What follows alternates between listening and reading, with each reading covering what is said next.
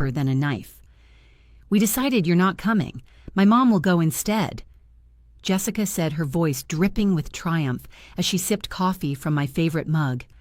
I stood frozen for a heartbeat, the words landing like a slap, but my face remained perfectly calm. Behind her, Thomas, my son, shifted uneasily, his silence loud with discomfort. And little Samuel, my grandson, stared at the floor, hiding the hurt in his eyes.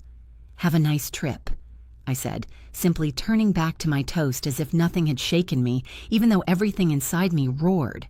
Jessica smirked, confident she'd won. "Oh, honey, if only she knew," she whispered to herself, pacing my kitchen. Her little performance handed me the perfect opportunity. She didn't realize that at 68 I was far from fragile. I'd survived 40 years as a trauma nurse, learned to read people to see through masks, and Jessica's mask had more holes than Swiss cheese. "The resort has a spa, Eleanor," she continued, dripping with faux sweetness. "You wouldn't enjoy all that walking anyway. My mother loves Caribbean cruises, right?" As if my age determined my strength. I had run 3 marathons in my 50s, but apparently walking on a beach would be too much. Thomas finally spoke, soft and enabling. "Mom, maybe next time we can plan something more.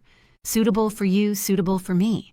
The audacity of it, he hadn't seen the years I'd sacrificed working double shifts, raising him alone after his father died, babysitting Samuel every weekend while they attended their fancy lawyer parties. But who keeps track, right? I let it slide, keeping my voice steady. "Of course, dear. I have plenty to keep me busy here." And I did. While Jessica believed she was untouchable, I had been watching, waiting, learning. After their departure, I went to my bedroom, opened the drawer beneath old photo albums, and retrieved a manila envelope that could change everything. Inside were phone records, bank statements, and photographs that proved Jessica's greed and deceit. 3 months ago, I'd noticed a change: late client meetings, unusual errands, volunteering to pick up Samuel from school. It didn't fit. Jessica suddenly playing Mother of the Year, about as believable as a unicorn in a courtroom. So I acted. I called Detective Rodriguez, an old friend, and arranged for a private investigator. Weeks later, the files had grown, detailing secrets that would shatter their perfect image. The next morning, I drove downtown to Marcus Webb's office, my trusted attorney for 15 years. "Eleanor, are you absolutely sure about this?"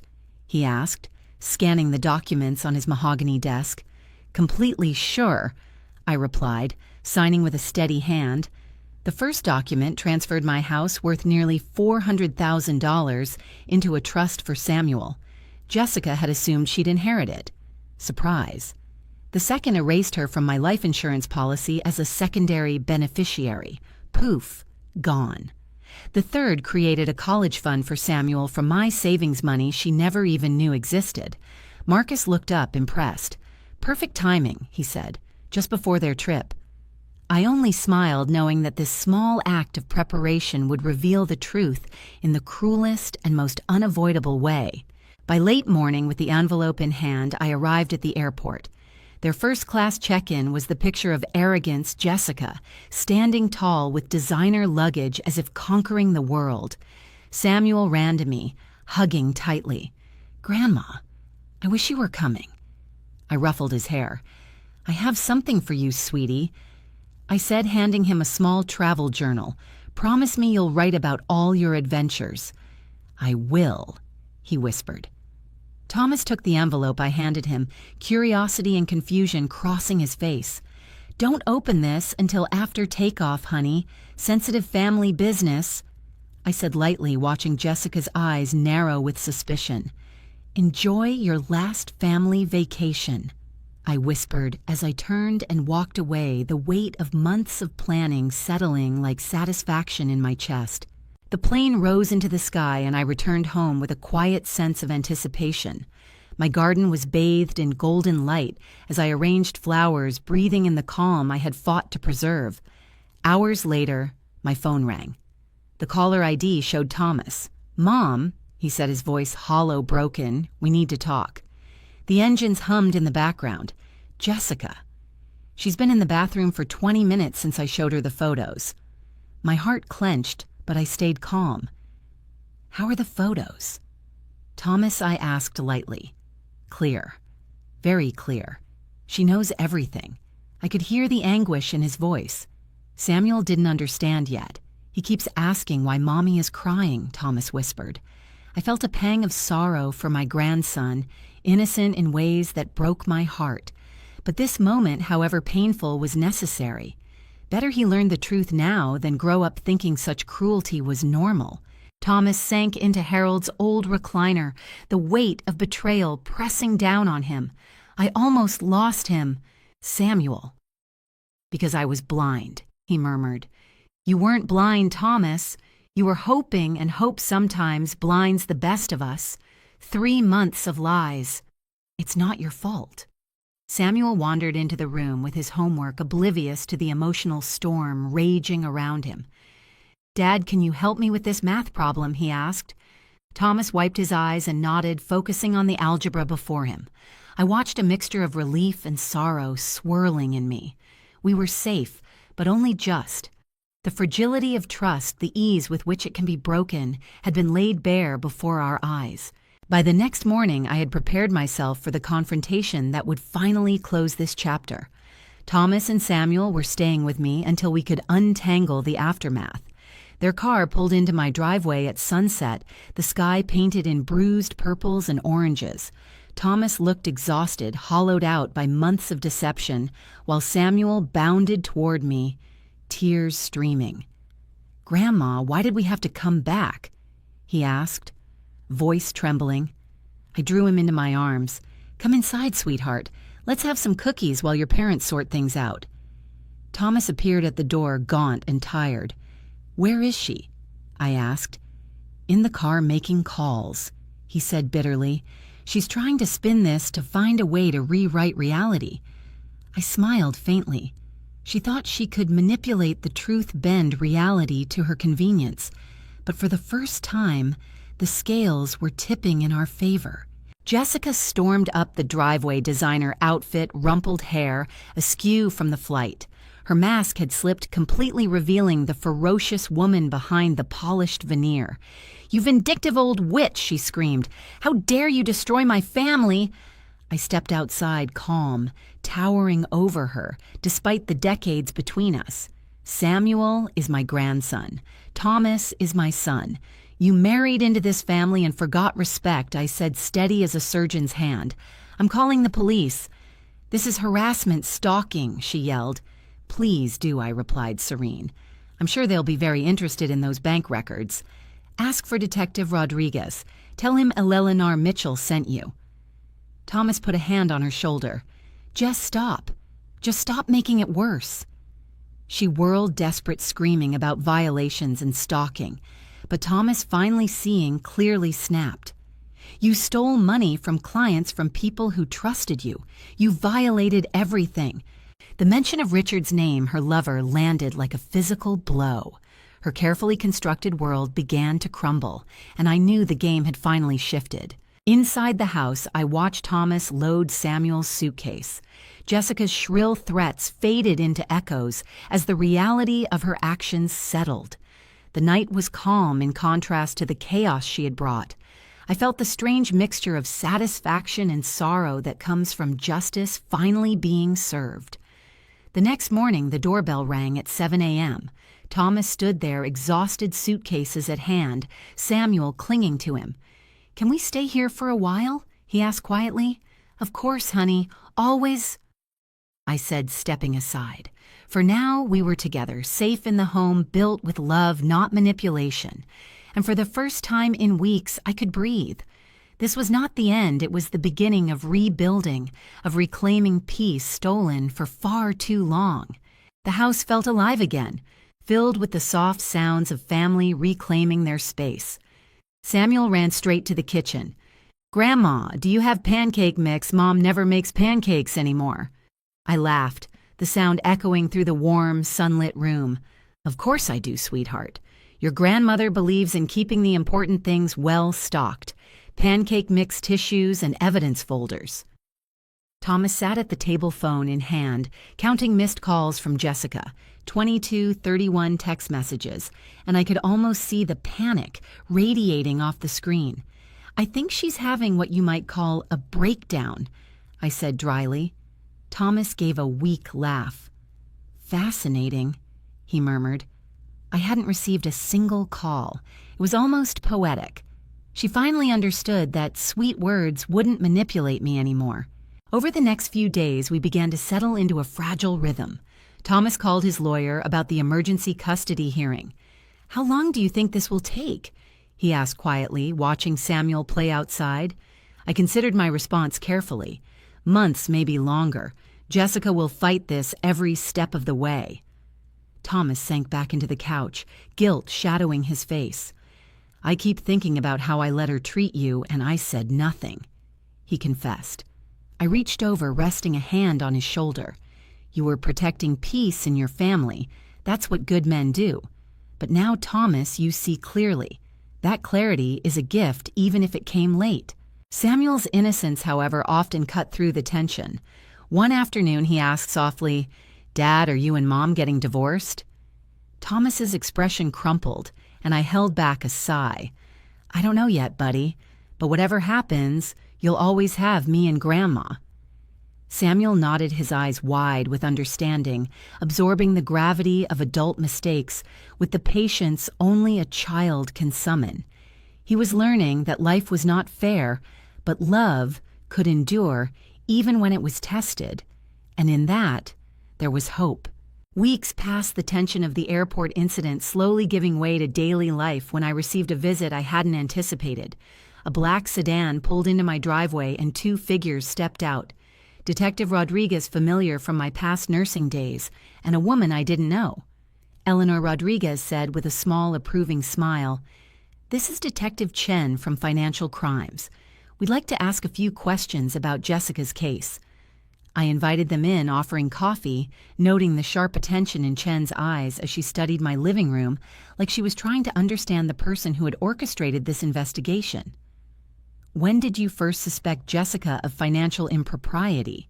she asked. I took a steady breath. "When her spending didn't match the household income and designer handbags and spa treatments appeared weekly. Something was wrong and I had to protect my family." Chen nodded thoughtfully. "Some might call your methods unorthodox." I leaned forward. "Detective, she was stealing from vulnerable clients while planning to take my grandson. Protecting my family is not unorthodox. It's necessary." Rodriguez exchanged a glance with Chen before clarifying, "We also found evidence she was planning to leave the country with Samuel, one-way tickets purchased to a non-extradition country." My blood ran cold. My grandson days from being kidnapped by his own mother, and I had stopped it just in time. "How long would she have gotten away with it?" I asked, voice low. "Hard to say," Chen replied. "She covered her tracks meticulously.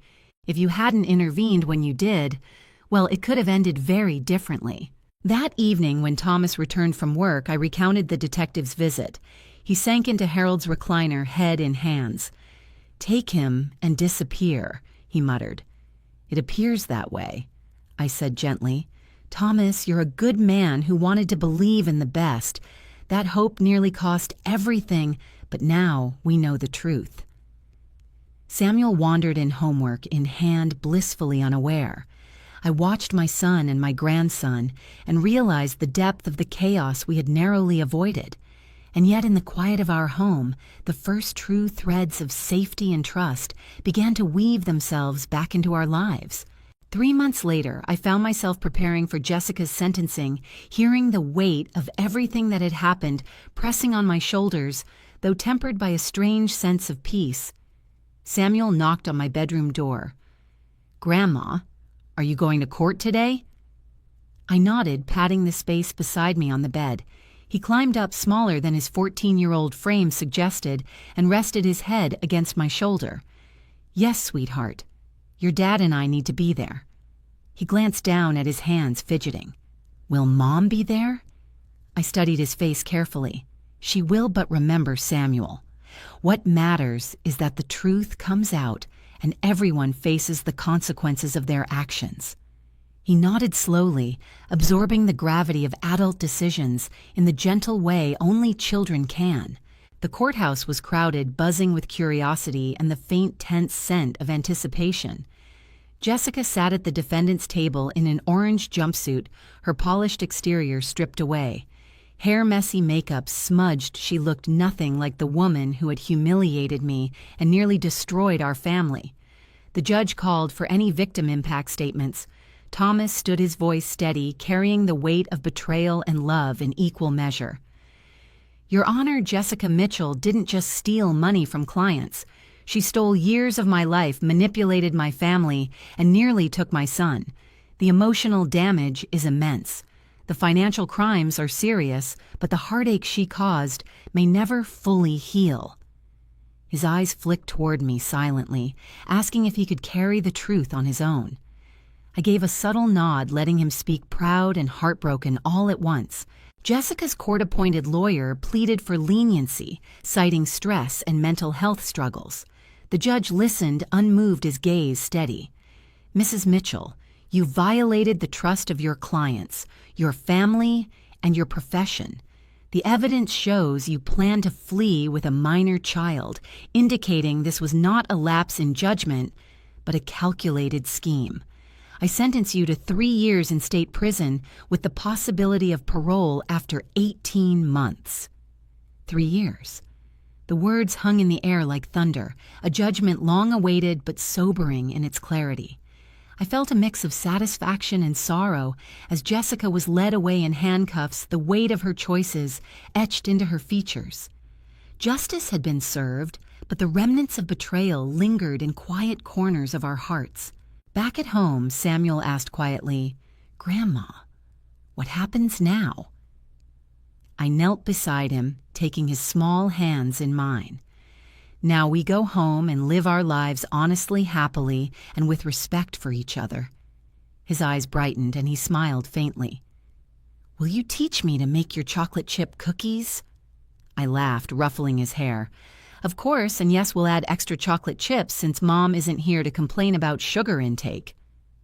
Thomas sat nearby, still carrying the echoes of guilt, but slowly learning that truth and protection could coexist with love.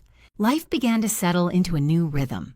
Thomas moved permanently into my home, converting the old sewing room into a home office. Samuel flourished at school and on the baseball field, while I found a quiet joy in tending my garden, the scent of roses and jasmine filling the air like a balm for old wounds. And then quietly, William Harrison entered our lives. A neighbor, a retired judge carrying a small bouquet of wildflowers and a warm smile, he approached my porch one evening.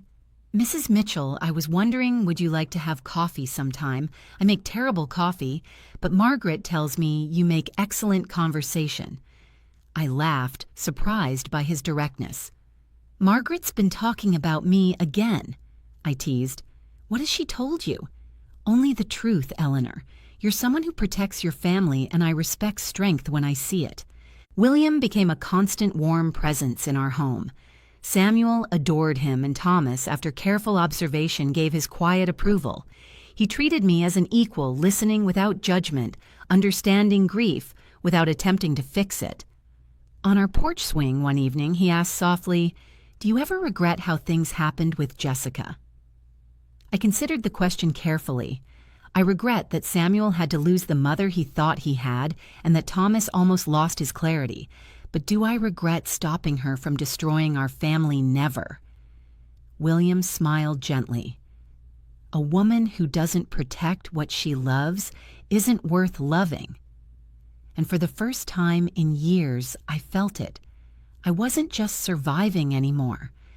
I was living. 2 years later, I was frosting Samuel's 14th birthday cake when the doorbell rang. Through the peephole, I saw a woman I barely recognized, Jessica. She was thinner hair, shorter and grayer, her face carrying the weight of 44 years and the lessons of prison. She stood cautiously on my porch, a small bag in hand. "Hello, Eleanor," she said softly when I opened the door. "May I come in?" I hesitated, then stepped aside. "Samuel's not here. He's at baseball practice with William. Jessica nodded, taking a careful breath. I know, I came to see you. She moved into the living room, sitting on the edge of Harold's old chair, the tension between us like a fragile glass ornament. You look well, she said quietly. Prison seems to have taught you manners. I flinched slightly but didn't respond. She deserved that truth. I deserved more than that, she whispered. I hurt people I should have loved, and I want to try a Lelinar to make amends. I studied her carefully, looking for the old mask of manipulation, but I saw something new, genuine remorse, vulnerability, and a fragile hope. What do you want from me, Jessica? I asked cautiously. A job, she replied. Margaret told me about the free clinic downtown. They need a receptionist. I want to help people instead of hurting them. I want to do something that matters. She handed me a letter from her prison therapist explaining a diagnosis of narcissistic personality disorder, not as an excuse, but as insight into her behavior. I took the letter, but didn't read it. And you think this changes things? I asked. No, she admitted, tears spilling down her cheeks. But I hope it shows I can try to be better. I let silence stretch between us, measuring her sincerity. If you mess up, if you're late, rude, or dishonest, even once you're gone, I said finally. And if you ever hurt Samuel again, what I did before will seem like kindness. She nodded, still crying. Thank you, Elelinar. I don't know what this means to me. I held her gaze. Don't thank me yet. Prove you deserve it first. When Thomas and Samuel returned that evening, I shared the news. His jaw dropped. She wants to work at the clinic. Are you sure this is wise? I looked at him steadily. She wants to try to change. Whether she succeeds is another question, but she's making the effort. Samuel, now taller than me, looked thoughtful. Does this mean Mom might be normal someday? I smiled, choosing my words carefully. People can change if they truly want to. She hurt us, but that doesn't mean she can't learn to be better. Thomas nodded slowly, realizing that protection and hope could coexist. Weeks later, Samuel came home with news that surprised us all. Dad, I want to see Mom. Thomas nearly choked on his coffee. What? Grandma says people can change if they really want to. I want to see if Mom really wants to. The request hung in the air, heavy with courage and curiosity. That Saturday, they met at a small cafe downtown, Jessica careful not to overwhelm Samuel with emotion. They talked about school baseball friends and life, carefully navigating a tentative reunion. When it was time to leave, Samuel hugged her briefly. Can we do this again sometime? He asked. I'd like that very much. She whispered, tears brimming. As we returned home, I reflected on the journey we'd been through. Life was imperfect, scarred by betrayal, yet also illuminated by love and resilience. William, Thomas, and Samuel were at my side, and I realized something profound. Sometimes the greatest gifts come from our trials.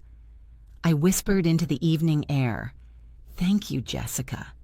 William looked at me confused. Did you just thank the woman who tried to destroy your family? I smiled. I thanked the woman who accidentally saved it. Sometimes our enemies give us the greatest gifts. They show us how strong we really are. Morning came with the smell of coffee and laughter filling the kitchen. Samuel recounted his baseball game while Thomas read the newspaper. I joined them at the breakfast table, my heart full. Justice had been served, but more importantly, we had survived and we had thrived. We were living proof that strength, honesty, and second chances mattered. I thought about that terrible morning 3 years ago when Jessica had told me I wasn't welcome on the family vacation. At the time, it had felt like humiliation. Now it was the moment that showed me who I truly was, a woman who protects what she loves, who stands tall in the face of cruelty, and who teaches her family the value of respect and courage. Sometimes the best revenge isn't revenge at all. It's becoming the person you were always meant to be. And that morning, as I watched William pour coffee with his warm smile and Samuel tease his dad about baseball stats, I knew we were living that truth. Life hadn't been easy, but it had been real and it had been ours. And that, in the end, was enough. If you've enjoyed this story of resilience, family, and second chances, please like, share, and subscribe for more cinematic storytelling. And if this story moved you, leave a comment sharing a time when you or someone you love stood up for what truly matters. Your voice matters, and your story could inspire someone else today.